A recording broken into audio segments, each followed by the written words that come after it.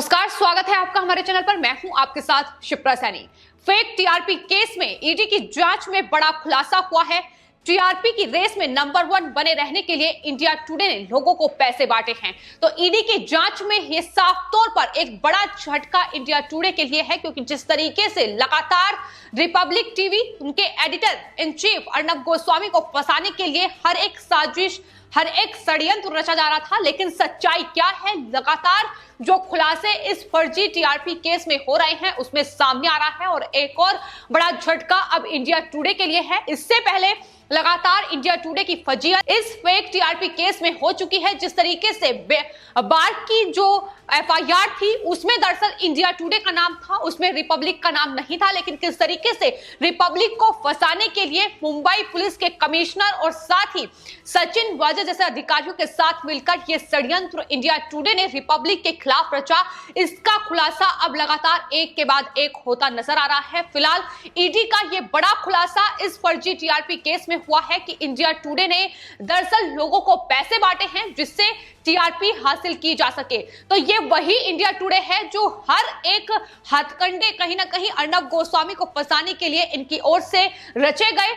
लगातार कहीं ना कहीं मजाक बनाने की कोशिश भी उनके तमाम पत्रकारों के द्वारा की गई, फिर चाहे उसमें राहुल कंवल हो या फिर राजदीप सरदेसाई हो।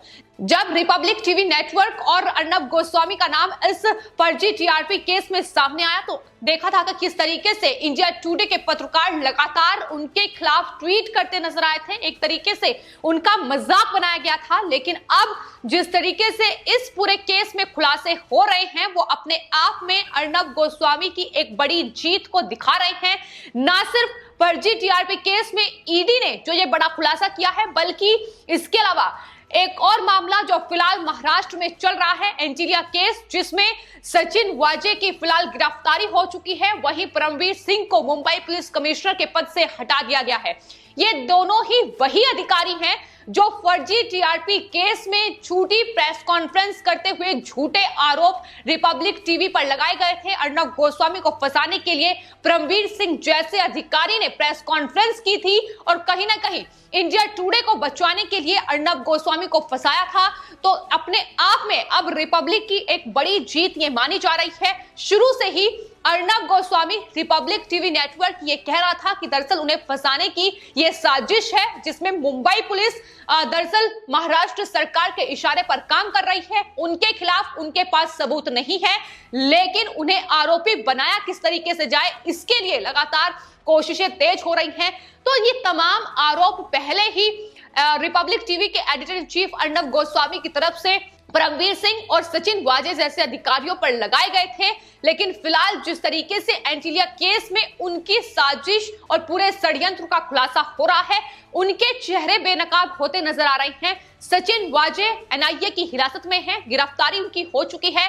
वहीं परमवीर सिंह पर भी शिकंजा आने वाले वक्त में कसा जा सकता है। ऐसे में लगातार अब अर्नब गोस्वामी वहां महाराष्ट्र सरकार को घेरने की कोशिश में जुटे हुए हैं, लेकिन इस बीच ईडी का शिकंजा भी लगातार फर्जी टीआरपी केस में बढ़ता जा रहा है। फिलहाल इंडिया टुडे की फजीहत होती नजर आ रही है और इंडिया टुडे बेनकाब भी हो रहा है। इससे पहले भी आपको बता दें, जब मुंबई पुलिस ने प्रेस कॉन्फ्रेंस करते हुए रिपब्लिक टीवी पर टीआरपी से जो जुड़ा डाटा है उसमें छेड़छाड़ करने का आरोप लगाया था, उसके बाद कहीं ना कहीं इंडिया टुडे जो ग्रुप है उसका जो मानसिक संतुलन है वो बिगड़ता नजर आया था। जिस तरीके से मजाक रिपब्लिक टीवी का बनाया गया था, लेकिन उसके कुछ ही वक्त के बाद यह खुलासा बार की एक एफआईआर में किया गया था, जिसमें इंडिया टुडे का नाम था, ना कि रिपब्लिक टीवी का नाम था। लेकिन किस तरीके से मुंबई पुलिस ने इंडिया टुडे को दरकिनार करते हुए, उन पर कोई कार्रवाई ना करते हुए रिपब्लिक टीवी और अर्नब गोस्वामी को फंसाने के लिए हर एक साजिश, हर एक षड्यंत्र रचा, इसकी बानगी अक्टूबर के 2020 के बाद से लगातार देखी गई है। रिपब्लिक टीवी के न सिर्फ editor in chief Arnab Goswami को गिरफ्तार किया गया इस पूरे मामले में, बल्कि उनके जो सीईओ हैं उन पर भी शिकंजा कसा गया। तो इस तरीके से उन पर लगातार गिरफ्तारी की तलवार लटकी रही। हालांकि उसके बाद उन्हें सुप्रीम कोर्ट से राहत मिली, लेकिन किस तरीके से फंसाया गया इसकी बानगी लगातार देखने को मिली। तो बार्क की शिकायत में जब ये खुलासा हुआ कि दरअसल इस पूरी शिकायत में इंडिया टुडे का नाम है, ना कि रिपब्लिक टीवी का नाम है, इसके बाद हंसा रिसर्च समूह प्राइवेट लिमिटेड द्वारा एक शिकायत में ये आरोप लगाया गया कि बार्क द्वारा लगाए गए बारोमीटर के साथ बदलाव किए जाते हैं। आपको बता दें ये जो समूह है दरअसल ये बार्क द्वारा तैयार किए गए बारोमीटर स्थापित करता है और उस पूरी शिकायत के बाद इस समूह के जो रिलेशनशिप मैनेजर थे विशाल भंडारी, उन्हें मुंबई पुलिस ने गिरफ्तार किया और विशाल ने इस पूरे मामले में जो खुलासे किए थे उसमें उन्होंने बेहद हैरान करने वाला खुलासा पहले ही कर दिया था कि इंडिया टुडे समेत कई तरह के कई चैनल्स ऐसे हैं जो उस पर ऐसा करने के लिए दबाव बनाते हैं, यानी लोगों को घरों में पैसे बांटे जाते हैं। किस तरीके से जिनके घरों में बारोमीटर लगे हुए हैं उन्हें दरअसल पैसे का लालच दिया जाता है जिससे वो अपना टीवी ऑन रखें। तो ये खुलासा विशाल भंडारी इस पूरे मामले में पहले ही कर चुके हैं। फिलहाल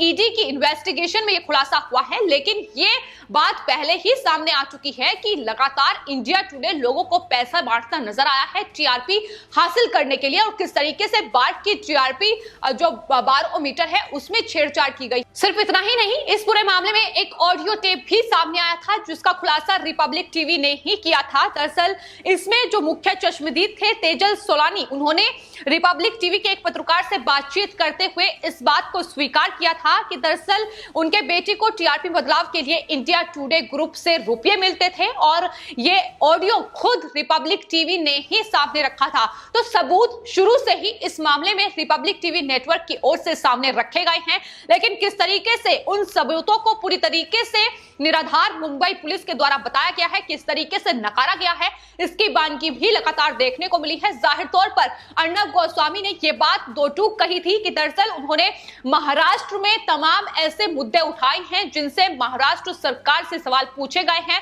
फिर चाहे वो सुशांत सिंह राजपूत की हत्या का मामला हो या फिर पालघर में साधुओं की हत्या का मामला हो, उसको लेकर जिस तरीके से उन्होंने मोर्चा खोला है, यही वजह है कि महाराष्ट्र सरकार की बौखलाहट बढ़ी है और उस केस में कहीं ना कहीं पुलिस का इस्तेमाल उनके द्वारा किया गया है। टीआरपी केस में फंसाने का हर षड्यंत्र, हर साजिश कहीं ना कहीं मुंबई पुलिस ने महाराष्ट्र सरकार के इशारे पर रची है और फिलहाल परमवीर सिंह पर जिस तरीके से उनका तबादला किया गया है और सचिन वाजे की गिरफ्तारी की गई है।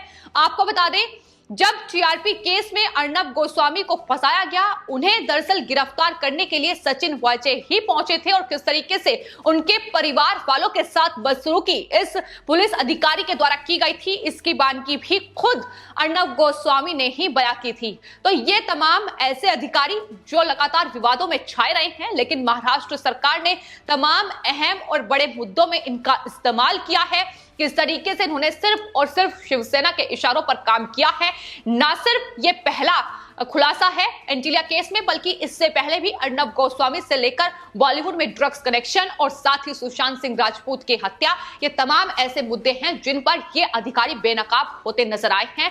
और फिलहाल जो मामला है टीआरपी केस का, उसमें भी लगातार अर्नब गोस्वामी की जीत नजर आ रही है, क्योंकि जिस तरीके से हाल ही में बॉम्बे हाई कोर्ट में अर्नब गोस्वामी की याचिका पर सुनवाई हुई, उस याचिका पर सुनवाई करते हुए बॉम्बे हाई कोर्ट ने खुद मुंबई पुलिस को बड़ा झटका दिया। उन्होंने पूछा कि आखिर बीते 3 महीने से वो इस पूरे केस की जांच कर रही है, लेकिन 2 आरोप पत्र हैं और उनमें ऐसा दिखाई पड़ता है कि अर्नब गोस्वामी के खिलाफ कोई भी सबूत नहीं है और ये दरअसल अक्टूबर का केस है, लेकिन अब हम मार्च 2021 में हैं, तब भी तुम अर्नब गोस्वामी के खिलाफ एक भी सबूत नहीं निकाल पाए हो। तो ऐसे में कड़ी फटकार मुंबई पुलिस को लगाई गई थी।